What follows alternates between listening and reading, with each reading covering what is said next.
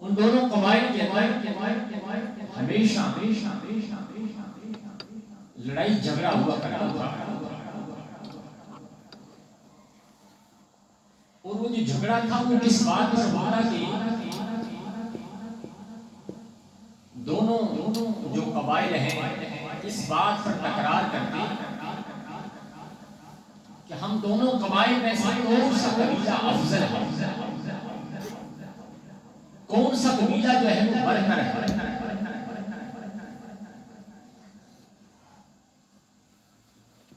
اور پھر ہر قبیلہ جو ہے اپنا مال مویشی، اپنی جائیدادیں، اپنے مکانات، اپنی محلات، زمینیں ان کو شو کرتے، پیش کرتے،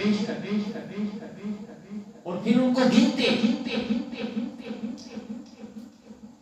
کہ ہمارے پاس زمینیں زیادہ ہیں، جائیداد زیادہ ہے، مال زیادہ ہے، مویشی زیادہ ہے، اس لیے ہم افضل ہیں، آپ کے پاس کم ہے اس لیے آپ افضل نہیں ہیں۔ حتیٰ کہ جو دونوں قبائل تھے ان کے وہ لوگ جو کہ مر چکے تھے، قبروں میں جا چکے تھے، جب گنتی ہوتی طلاق اس میں بھی کیا کرتے جو مردے قبروں میں ہیں ان کو بھی گنتے اور ایک دوسرے پر فخر کیا۔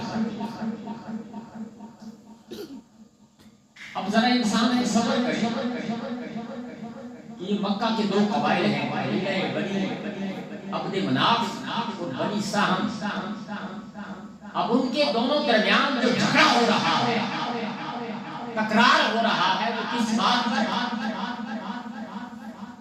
مال و جائیداد، مویشیوں پر، زمینوں پر۔ وہ قبائل اس بات پر جھگڑتے۔ آپ ذرا اپنے گریبانوں میں جھانک کر دیکھیں، آج بھی ہم مسلمان کیا اسی بات پر نہیں جھگڑتے؟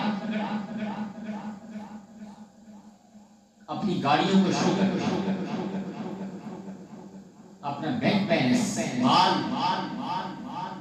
اپنے مکانات ان کو شو کرتے۔ آج بھی جو عزت ہے، ایک امیر آدمی جاہل کیوں نہ ہو، ان پڑھ کیوں نہ ہو، دین سے کوسوں دور ہو، لیکن اس کی عزت کس وجہ سے کی جاتی ہے؟ اس کے مال کی وجہ سے، اس کی دولت کی وجہ سے۔ یہی عزت کا جو پیمانہ تھا وہاں پر تھا، اور آج یہی پیمانہ آج ہم نے اپنے اندر ہم نے اس کو ناپنا شروع کر ان میں اور ہم میں کیا فرق ہے؟ تو اس سورہ مبارکہ میں ان لوگوں کی جو نادانی تھی اس کو پردہ اس کا چاک کیا گیا، جن چیزوں پر وہ فخر کیا کرتے تھے اس میں بتایا گیا بڑے بڑے لوگ جن کے پاس مال مویشی تھا، دولت کی اموال تھی، تو سورہ تکاثر جو ہے جو بتا رہی ہے ان کا حال کیا ہوا۔ کیا نمرود جس کے پاس پوری کائنات کے خزانے تھے، کیا نمرود کا نام بچا؟ فرعون، قوم سمود، قوم نمرود، تمام کے تمام وما بقت علیہم السماوات والارض، سب کے سب زمین بوس ہو۔ آج کسی کو نمرود کا نام یاد ہے، فرعون کا نام یاد ہے، قوم سمود، قوم نوح، ان کا انجام کیا ہوا؟ وہ تمام کے تمام ہلاک ہو گئے۔ قارون کا حال کیا ہوا؟ جس کے پاس اتنے خزانے تھے، اتنا سونا تھا کہ انسان حیران ہو جاتا ہے۔ اور قرآن یہ بتا رہا ہے جو بڑے بڑے مالدار جنہوں انہوں نے پوری زندگی محنت جو کی صرف مال کمانے میں، مال جوڑنے، مزدوریاں بھرنے میں محنت کرتے رہے، دین سے غافل رہے، اللہ سے غافل رہے، اللہ کے رسول سے غافل رہے۔ تو قرآن مجید فرقان حمید کی سورہ مبارکہ یہ بتا رہی ہے ان کا انجام کیا ہوا، ان کا حال کیا ہوا۔ حضرت موسیٰ علیہ السلام نے فرمایا کہ جاؤ جا کر قارون کو بولو کہ زکات دے۔ اب ہمارے ہاں جو زکات ہے وہ کتنی ہے؟ 3%۔ حضرت موسیٰ علیہ السلام آپ کی شریعت میں زکات کی 20%، 100 میں سے 20%۔ اب کیا قارون کے پاس حضرت موسیٰ علیہ السلام کے سفیر آئے زکات لینے کے لیے، تو قارون نے حساب و کتاب کیا۔ اس نے دیکھا کہ اگر اس طرح 20% میں زکات دوں گا تو میرا تو مال ختم ہو جائے گا، کیا بچے گا؟ مال کیا ہے میرا؟ اب قارون نے کیا کیا؟ زکات دینے سے انکار کر دیا۔ اب اس نے پلاننگ بنائی ذہن میں کہ میں موسیٰ پر ایسا الزام لگاتا ہوں کہ پھر کبھی یہ زکات مجھ سے مانگے ہی نہیں، مجھے ہی بھول جائے۔ اب قارون نے کیا کیا؟ ایک عورت کو تیار کیا، اس کو پیسہ دیا، لالچ دیا، اور اس کو بولا کہ جب موسیٰ علیہ السلام خطبہ جمعہ دے رہے ہیں تو آپ نے کیا کرنا ہے؟ حضرت موسیٰ علیہ السلام پر آپ نے الزام لگانا، بہتان لگانا، زنا کا الزام لگانا۔ اب موسیٰ علیہ السلام ممبر پر جلوہ افروز ہے، موسیٰ کلیم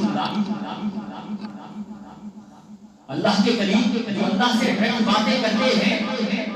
اب قارون آیا، ایک نکر میں کھڑا ہو جاتا ہے، لوگوں کو آواز لگاتا ہے کہ لوگوں سنو، یہ موسیٰ علیہ السلام جو کہ کلیم اللہ ہے، اللہ کے نبی ہے، آج ان کے بارے میں سنو ان کی داستان۔ اس عورت کو کھڑا کیا قارون نے اور کہنے لگا کہ اس عورت کے ساتھ موسیٰ علیہ السلام نے گناہ کبیرہ کیا ہے۔ حضرت موسیٰ علیہ السلام منبر پر کھڑے عورت کو بلایا، آئے کہ کھڑی ہو جا۔ جب حضرت موسیٰ علیہ السلام کی جلال والی نظر اس عورت پر پڑی، عورت نے سب کچھ سچ جو ہے اپنی زبان سے نکال دیا۔ عرض کی یا کلیم اللہ مجھے معاف فرمائے، اس خبیث اس قارون نے کیا کیا؟ مجھے بہکایا، مجھے لالچ دیا، اور اس کام کے لیے جو ہے اس نے مجھے تیار کیا۔ آواز آئی موسیٰ تجھ پر قارون نے تہمت لگائی، اب ہم تجھ کو اختیار دیتے ہیں، یہ زمین تمہارے قبضہ میں ہے، اے موسیٰ جو تو چاہتا ہے قارون کے ساتھ۔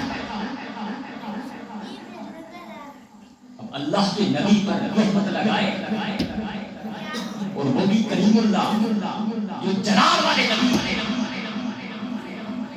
آپ نے فرمایا کہ قارون زمین میں دھنسا، زمین میں دھنسنا شروع ہو۔ جب یہاں تک پہنچ چکا تو گڑگڑا کر معافی مانگے لگا، یا کلیم اللہ اب میں زکات دوں گا، مجھے معاف کر دو۔ فرمایا نہیں، اب تجھے معافی نہیں۔ پھر دوبارہ فرمایا کہ قارون زمین